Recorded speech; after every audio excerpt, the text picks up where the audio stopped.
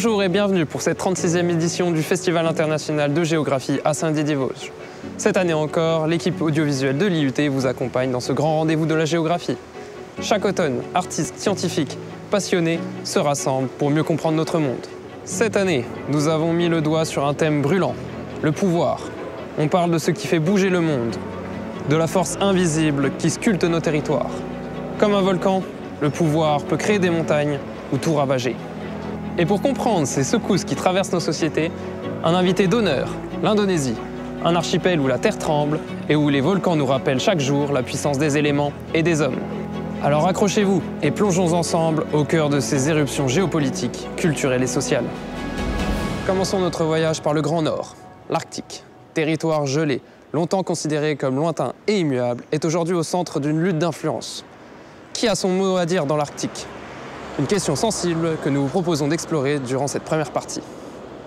Est-ce le froid de l'Arctique que nous ressentons ici à Saint-Dié ? Ce vent lointain qui nous atteint est-il l'écho discret de la glace qui fond sur ce territoire si complexe ? C'est à la recherche de réponses que nous sommes partis à la rencontre de la géographe Camille Escudé, que l'on a principalement pu retrouver à l'espace Georges Sadoul. Alors moi je suis une spécialiste de géopolitique, donc des rivalités de pouvoir sur le territoire qui sont la définition de la géopolitique, j'en vois partout. En Arctique, c'est le cas depuis la Seconde Guerre mondiale, quand les États-Unis ont occupé le Groenland, puisqu'à l'époque le Danemark était occupé par les nazis. Et pendant la guerre froide surtout, la guerre froide c'était la région du monde en Arctique où les deux grands blocs étaient les plus proches. Au niveau du détroit de Bering, c'est à peu près 80 km. Donc URSS et États-Unis étaient face à face. Et encore aujourd'hui, il y a des rivalités de pouvoir à tous les niveaux géographiques, non seulement entre les États, mais encore avec de nouveaux acteurs qui interviennent, comme la Chine par exemple, ou même des acteurs non étatiques, comme des populations autochtones ou comme des ONG. Mais de quelle manière est composé l'Arctique exactement ? Au nord du cercle polaire, qui est la définition la plus communément acceptée de l'Arctique, il y a 8 États qui ont du pouvoir en Arctique. Les États-Unis, grâce à l'Alaska, le Canada, la Russie, qui est le plus grand État arctique, la plus grande puissance arctique, la Norvège, la Suède, la Finlande, et le Danemark, grâce à son territoire autonome du Groenland. Mais derrière la beauté silencieuse se cache une question brûlante. Qui détient le pouvoir sur ces immensités ? Car à mesure que la glace fond, les frontières s'avancent et les convoitises s'attisent. Alors le réchauffement climatique, il a plusieurs conséquences en Arctique. D'abord, peut-être qu'il faut rappeler que l'Arctique, c'est une région du monde qui se réchauffe 3 à 4 fois plus vite que le reste du monde. Et ça a beaucoup de conséquences, non seulement sur les territoires, avec la fonte du pergélisol, c'est-à-dire le sol qui est gelé dans les régions polaires, qui fond. Or, dessus, il y a des villes entières qui sont construites qui vont s'effondrer. Donc ça, c'est un risque pour les sociétés. Une deuxième grande conséquence, c'est la fonte de la banquise. On pourrait penser que les décisions concernant l'Arctique devraient revenir à ceux qui ont découvert ces territoires. Pourtant, bien avant leur exploration, des peuples autochtones y vivaient déjà. Ceux qui l'ont découvert, je ne sais pas, parce que ça dépend de qui on parle. Si on parle des puissances européennes qui ont colonisé ces territoires, mais même au moment où les puissances européennes ont colonisé ces territoires, il y avait déjà des habitants qu'on a parfois tendance à oublier. Ce sont eux, en fait, les premiers habitants de l'Arctique, et peut-être, effectivement, c'est eux qu'il faudrait davantage écouter, parce que ce sont eux qui sont aux premières loges, non seulement des conséquences du réchauffement climatique, mais encore du développement économique de ces régions. Sous la banquise se trouvent des richesses insoupçonnées. Pétrole, gaz, routes maritimes nouvelles. Face à toutes ces informations, il paraît normal de se demander alors à qui revient ce territoire. Je ne pense pas qu'il y ait des conflits pour les ressources. Aujourd'hui, 95% des ressources de l'Arctique, elles se trouvent dans des territoires qui sont déjà appropriés. Soit les territoires où il n'y a aucun litige frontalier, soit au sein des zones économiques exclusives qui sont les eaux qui sont sous souveraineté des États. La question qui se pose aujourd'hui, c'est peut-être celle d'un éventuel débordement d'un conflit ailleurs, ce que les anglophones appellent le spillover, le débordement d'un conflit. Par exemple, entre la Russie et les États occidentaux. Je vous ai dit tout à l'heure qu'il y avait 8 États en Arctique. Aujourd'hui, il y en a 7 de l'OTAN, de l'Alliance Atlantique, et 1 qui est la Russie.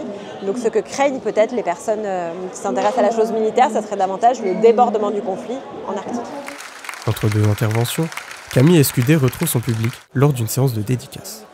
L'occasion d'échanger autour de son travail, de ses recherches et de la place de l'Arctique dans notre avenir collectif.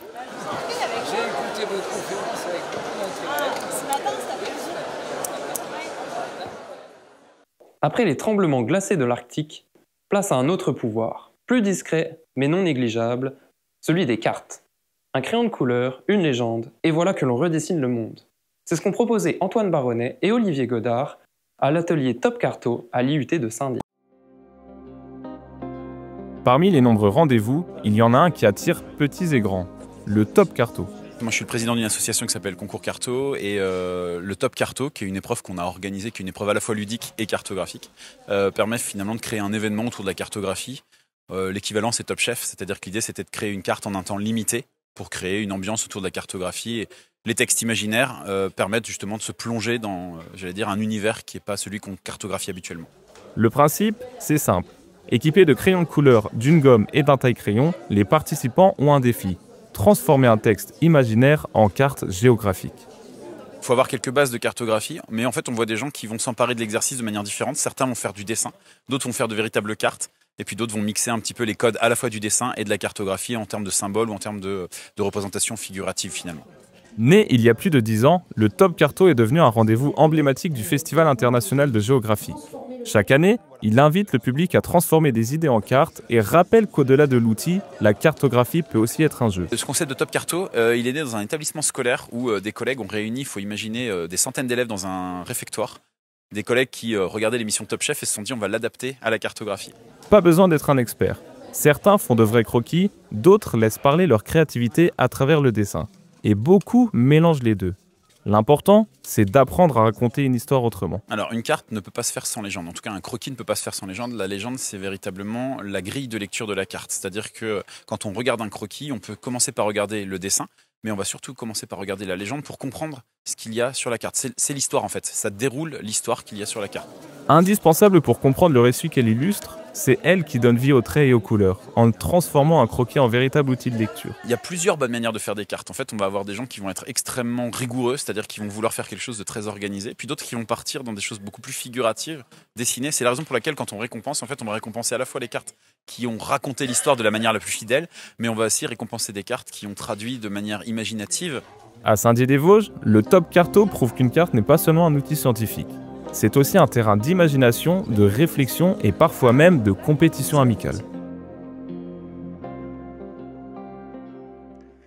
Et si l'on quittait les cartes pour passer aux murs qui nous entourent? L'habitat n'est pas qu'un toit au-dessus de nos têtes.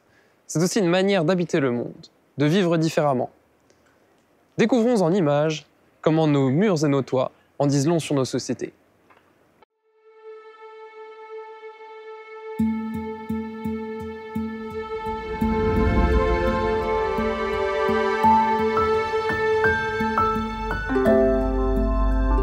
Habiter, ce n'est jamais seulement se protéger des intempéries.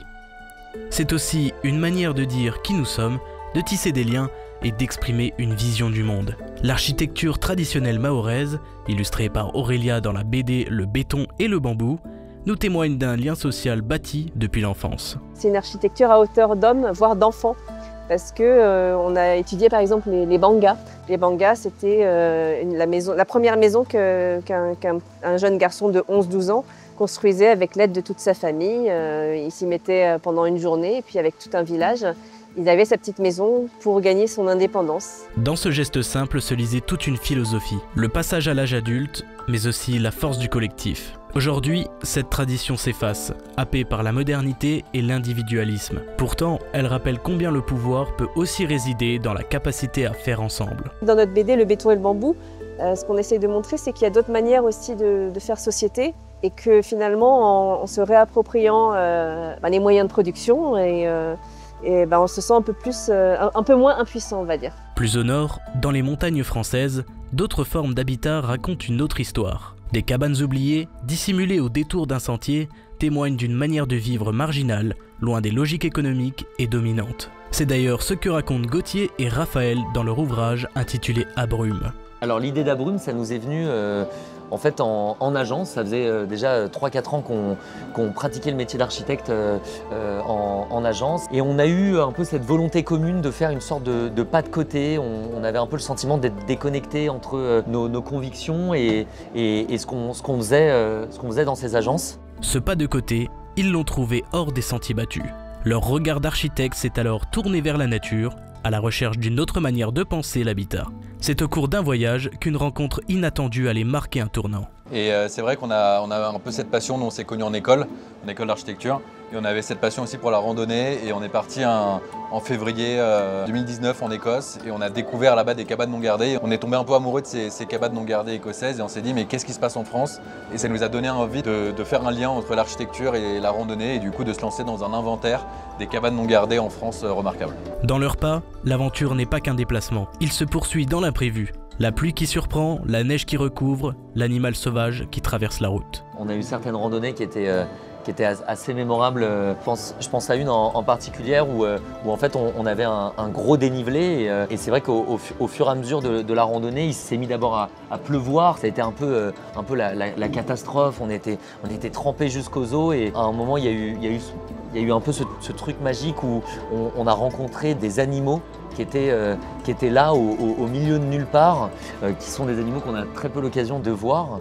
Et puis en fait, on a continué de grimper et là, on a vu un petit peu le bout de la montagne qui était nappé de neige, cette espèce de début de l'hiver. C'était un moment assez magique. Des cases en bambou de Mayotte aux cabanes de pierre des Alpes, ces constructions humbles en apparence nous rappellent une vérité fondamentale. L'architecture n'est pas seulement affaire de murs ou de béton, elle est un langage social, un outil de pouvoir. Pouvoir créer du lien, de préserver une mémoire ou d'imaginer d'autres façons d'habiter demain.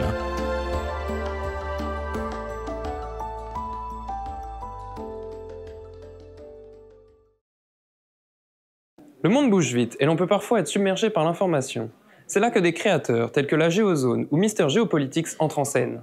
Ils démocratisent la géographie et nous donnent les clés de l'actualité.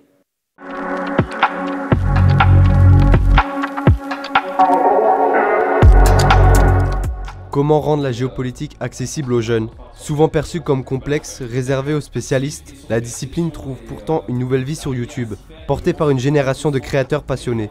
Mister Geopolitics et la Géozone en sont les visages.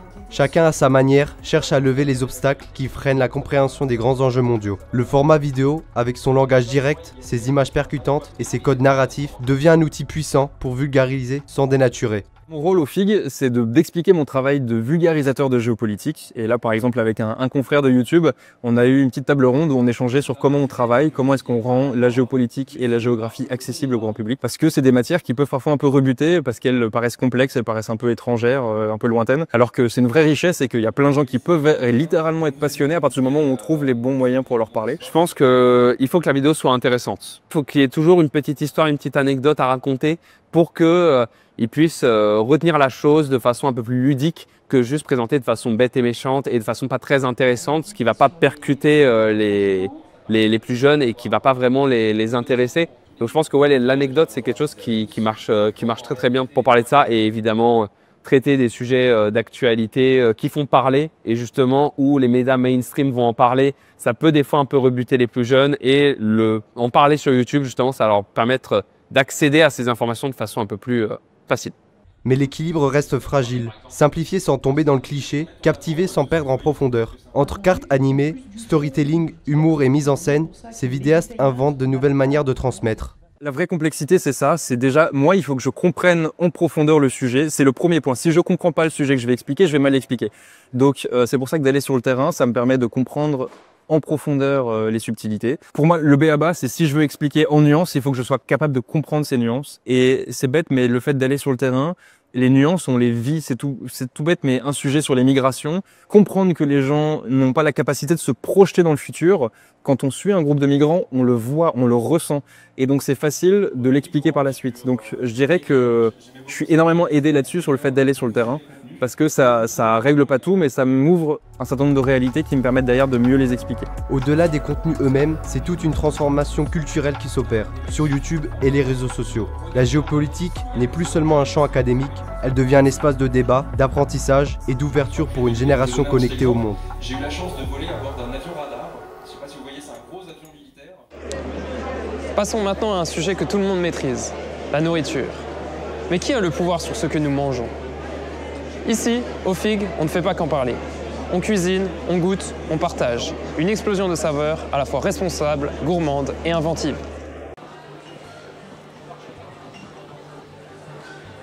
Et si notre assiette devenait le point de départ d'un monde plus durable?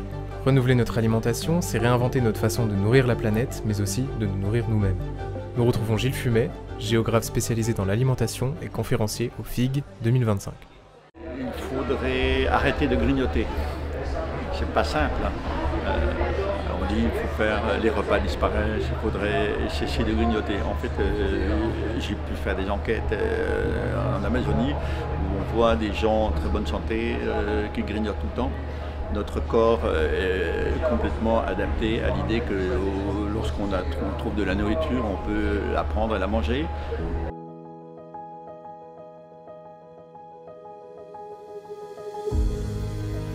Et si notre assiette devenait le point de départ d'un monde plus durable?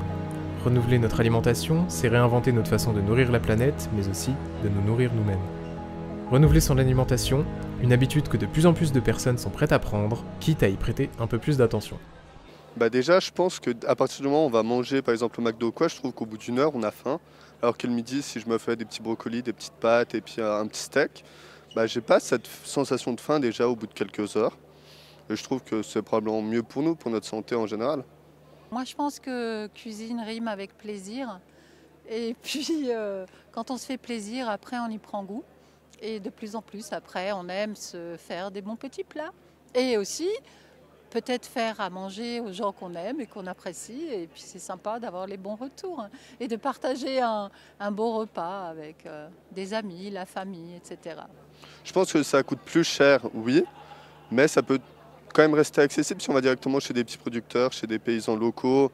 Si on commence à aller sur les marchés ou dans les magasins bio, style Naturalia ou autre, là oui, c'est un coût.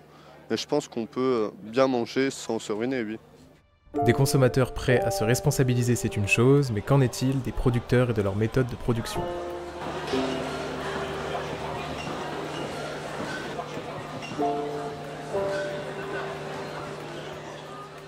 Donc c'est un pain qu'on fait à l'ancienne avec des fruits séchés. Alors quelques-uns qu'on achète dans le commerce et quelques-uns que nous séchons nous-mêmes. Et puis après, voilà, c'était un pain qu'on faisait au moment un peu avant Noël. On perpétue la tradition. Voilà, on essaye de faire comme c'était avant, comme on nous a appris. Je pense que les enjeux du réchauffement climatique poussent les producteurs à innover et à se repositionner quant à la production, produire sans intrants, sans pesticides, essayer de produire mieux et puis cultiver des variétés qui s'adaptent au terrain, au climat et aux nouvelles problématiques. On achète à des prix fixes chez nos producteurs, à des prix qui sont largement au-dessus des prix du marché, ce qui permet d'avoir des beaux cafés et aux producteurs de bien en vivre.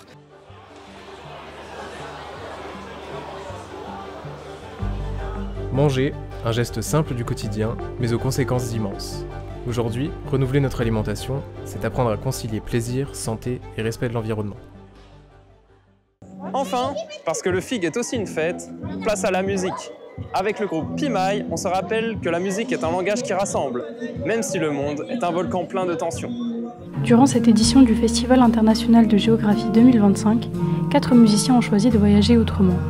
Pas avec une carte ni une boussole, mais avec leurs instruments.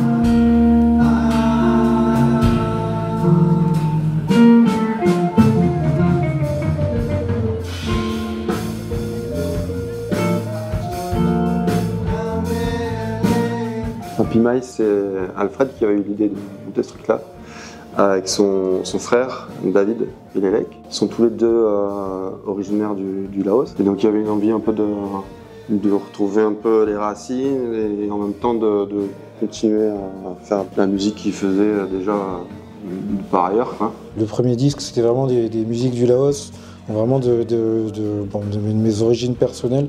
Et l'idée, c'est vraiment pas de reprendre ça tel quel, mais de le fusionner un peu avec nous, notre culture aussi, de créer un espèce de mélange aussi de nous, comment on peut entrevoir ces musiques-là d'ici.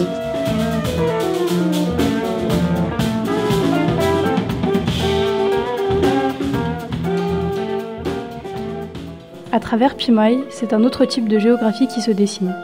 Une géographie invisible, faite de sons, de dialogues et de rencontres. Entre l'Asie et l'Europe, entre héritage traditionnel et énergie contemporaine, ils ouvrent une route qui relie des mondes que tout oppose en apparence. Ça a été un des projets, je pense, d'un point de vue musical, un des plus ambitieux de mélange de musique, parce que l'instrument traditionnel, le gamelan, est vraiment très très éloigné des instruments occidentaux. Le public découvre alors un autre visage de l'Indonésie, pas seulement à travers des images ou des récits, mais par des sons, des vibrations, des percussions qui racontent des histoires anciennes. Sur scène, les instruments occidentaux et les sonorités javanaises se répondent, et le mélange crée une énergie nouvelle. C'est aussi des musiques qui parlent beaucoup en termes de ressenti, où on se dit, bah là, d'un seul coup, j'ai l'impression de plus être chez moi. Et quand on fait des concerts avec Pimaï, les gens viennent nous voir et me disent, ah, mais j'ai vachement aimé, ça m'a fait voyager. Je pense qu'il y a une grande part aussi qui est faite à l'imagination dans la musique, et là, c'est un peu ça qu'on essaye de provoquer. Les spectateurs ne viennent pas seulement écouter un concert, ils participent à un voyage où chaque rythme devient un fil qui relie les cultures. Les vibrations transcendent la langue d'origine, elles parlent directement au cœur, aux émotions, à l'imaginaire.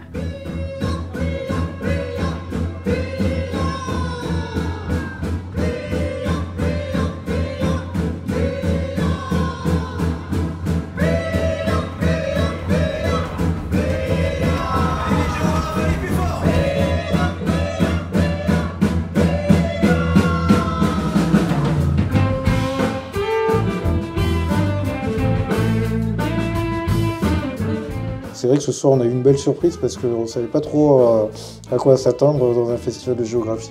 Et là, les gens ont vraiment reçu ça de manière très naturelle, et je pense que c'est bien ça le plus important.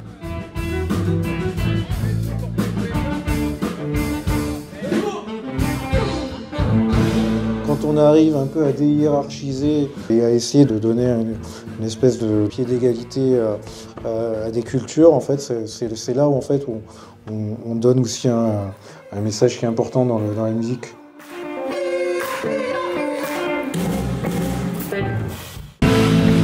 Dans un festival qui interroge le pouvoir et met à l'honneur l'Indonésie, la démarche prend tout son sens. Car ici, le pouvoir de la musique ne réside pas seulement dans ses notes, il se trouve dans sa capacité à rassembler, à transmettre et à nous faire découvrir d'autres horizons ensemble.